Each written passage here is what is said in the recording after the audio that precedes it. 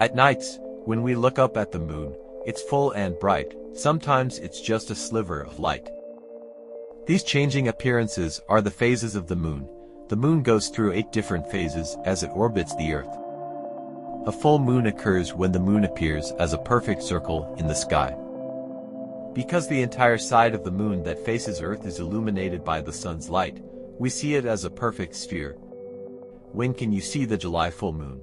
And what are the different names for July full moon? The July full moon is called the buck moon because it coincides with the time when the antlers of the male deer, the buck, fully grow. In July, the antlers of the buck grow rapidly and become covered in velvety fur.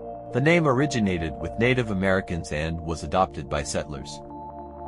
The July full moon is also called a full moon after the thunderstorms that frequently occur in early summer. In summer, thunderstorms are more likely to occur in humid environments as moist hot air rises from the ground into the upper, cooler parts of the atmosphere. The full moon is therefore a warning signal for a surprisingly dangerous time of the year. The July full moon will rise on Sunday, July 21st, reaching peak brightness at 6:17 a.m. Eastern Time. It's below the horizon at the moment, so plan to look southeast after sunset to see it rise in the sky.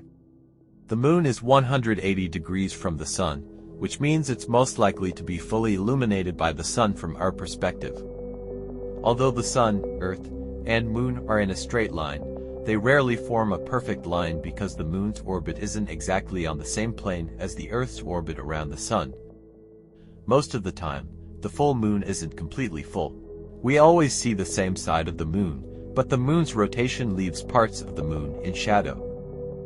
Only when the moon, Earth, and sun are perfectly aligned is the moon 100% full. At night, look up at the moon. When it's full and bright,